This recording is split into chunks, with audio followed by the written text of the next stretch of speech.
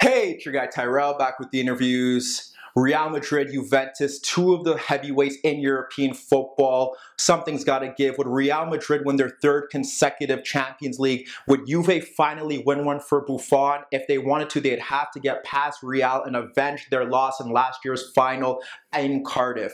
How would they do it? Would they be able to do it? Don't worry. Here at the interviews, we've got you covered. So on this edition of the interviews, I'm going to briefly break down Real Madrid against Juventus.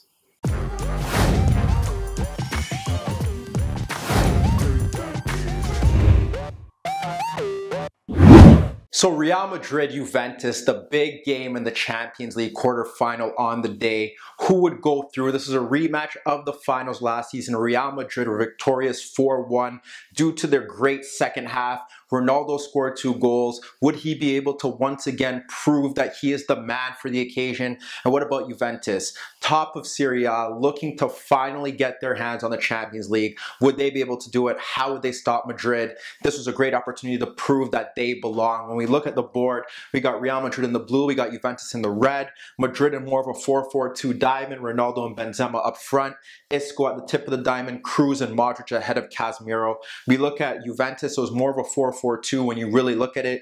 Higuain and Dybala up front. On the flanks, you had Douglas Costa and you had Alexandro, and in midfield, you had Bentancur and you had Khedira. Pjanic was out due to suspension, and on the bench, they had Mandzukic, Matuidi, Cuadrado, Marquisio, some names to look forward to if they needed it. Here, they would. Within the opening few minutes, Real Madrid took the lead. But when we look at the Real Madrid setup, 4-4-2 diamond, and you think about this two-man midfield, Juventus haven't been good in the center of the pitch this season. They haven't been able to really dictate, well, they haven't been able to stop teams from breaking through that space. They haven't been able to dominate the center of the pitch, and they've had a few problems in that area. Teams have been able to shut Pjanic out of the game and dictate the central area. Pjanic wasn't there now, and you have to think, would Bentancur be able to dominate the center of the pitch? Would Khedira be able to dominate the center of the pitch? How would Dybala fit in? When you look at it, it's still, even if Dybala drops back, it's 4 against 3, and the wide players are simply wide players. Douglas Costa playing on the right, so he would be looking to cut in. You think about Alexandro down the left, providing crosses, providing a shield ahead of Asamoah. What were Juventus trying to accomplish? Obviously, with a 4-man midfield, more of a diamond, you look to expose space in these wide areas, but Madrid were good throughout. Who was the key player? Well, it's kind of hard to really pick out one. Cristiano Ronaldo dominates the headlines, obviously. He scores the goals, but when we look at it, even from the first minute, we look at the goal, we have to say Isco was very key throughout. He completed 100% of his passes. He was a dynamo. What did Madrid do to really shift the tie? Well, look at it. Marcelo pushed forward. Carvajal pushed forward, so they had to drop back. You had Isco bombing in between these plays, drifting laterally, somewhat of a la David Silva, but just a bit more silkiness, just controlling the tempo, playing passes, moving across. When we look at the first goal, it's Marcelo here, and there's really nothing wrong with Juventus' setup, but they're both ball watching. When you look at the play earlier, a few seconds back, you see Isco driving into that space. He drives there, the pass isn't played, but no one marks him. You have Bentancur here. No one is marking him either. You have the 2 forwards in the box. So you have 3 men watching. Isco sitting here alone. What do you do? Someone has to press the ball carrier. Someone has to pick up Isco. That doesn't happen. Ball played into Isco. We have to give Benzema some credit, because then Bentancur starts to come, but it's a bit too late. Cuts in. What happens is that Benzema makes the run and blocks off the center backs. Ronaldo cuts in, pokes the effort past Buffon.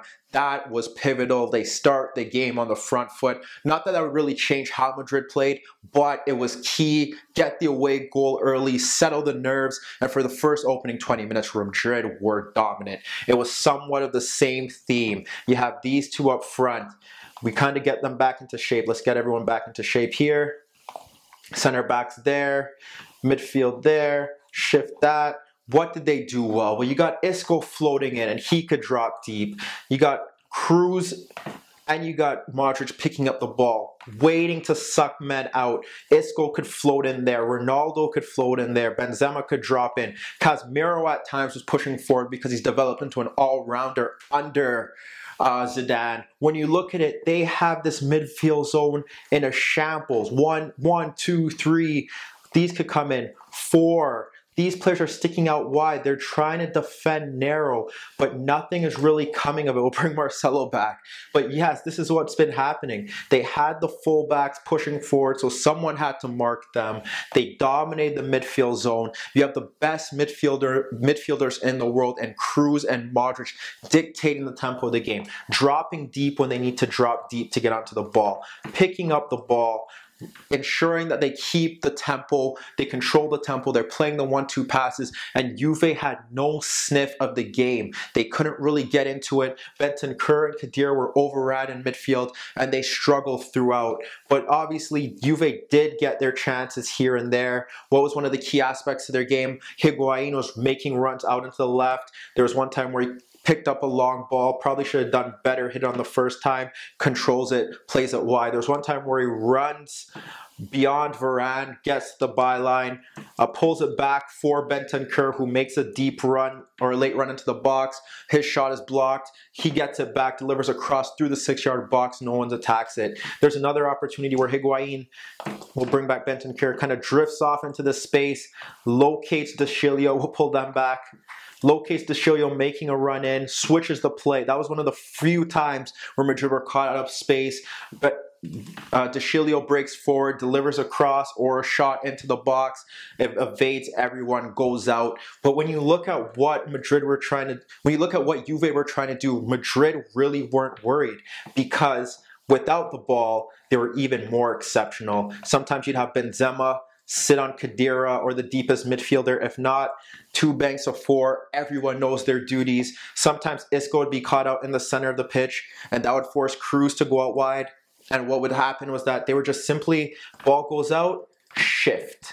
Nothing you could really get there. You switch the play, and you try to get to the other side, trying to get that player in, with the forwards in. You try to get these players in, just a shift over.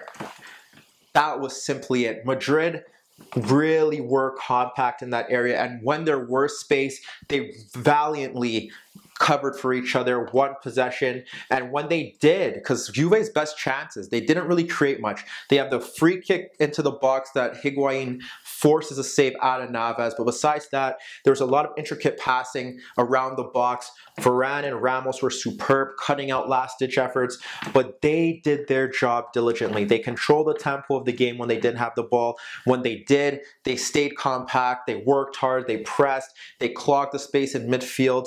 Dybala wasn't really involved. He had to drop a bit deeper into these zones to spread play out into wide areas. And from that point on, Madrid didn't really have much a counter-attacking threat. Ronaldo would sometimes drift out onto the flanks, but most of the time he was in the center of the pitch. And you really expected something more from Juve. They did respond well in the second half. In the second half, they started positively. They pushed the fullbacks forward. They were getting involved, so that pushed them out. And then the wide players were staying a bit narrow, so that sucked in players in that aspect. And they were trying to get involved. They were pressing from the front. When Madrid tried to get forward and build out of the back, you'd have a presser there. Then you'd have Khedira to keep the wide players there. You'd have Khedira step in, and you'd see Kroos kind of drop in to try and really help them play out of the back. That was pivotal. And Madrid struggled from that aspect. They had one chance in the second half prior to Ronaldo's second goal, where it was just Benzema breaking past Bentancur because he didn't want to get fouled. Ronaldo flashed a shot inches wide of the net. But Juve still weren't really getting anything going. Madrid eventually took off Benzema, who didn't have the greatest night apart from his contribution to the first goal. They switched to a 4-5-1. They had Casemiro. So what would happen there? They had Casemiro, Kroos, they had Isco and Lucas Vazquez on the flanks. And even when you look at the build-up to the second goal, it's Vazquez winning the ball in midfield when they try to play a pass into Dybala and Higuain to get them involved. Vasquez wins the ball, and it's just a simple punt up the field. Marcelo plays it over the top. Chiellini, Buffon, what are you doing? Make a mistake. Leads to Ronaldo teeing up Vasquez. Buffon saves it. Carvajal then crosses the ball in, a super overhead kick. We have to look to the final goal, though, that killed the tie completely. We have Juve set up properly here. Again, it's Isco, and we'll just get players forward from that aspect. You have Ronaldo, you have Marcelo bombing forward. We'll have Isco right here. It's just a simple run behind the defense that drags Chiellini out. Drags him out, plays it back to Marcelo. Ronaldo then is free, plays it into Ronaldo. Marker has to go there. Marker's already there. Ronaldo plays it into Marcelo. He clips it over Buffon. But again, it's the movement of Isco. He was involved in the first goal. He's involved in the second goal, just buzzing around. Superb talent. Keeps Gareth Bale on the bench. They dominated the midfield. They overloaded that space. Juve never really got to grips with that. Scored the early goal. Juve start to press. Madrid were solid in midfield. They broke up play. Juve couldn't create chances. The defensive error between Buffon and Chiellini leads to Ronaldo's second. And after the Dybala red card, the game was practically done. But let me know what you guys think. Meet me in the comments below. Don't forget I upload videos every day. And don't forget to subscribe to my channel. And that was your daily dose of the interviews.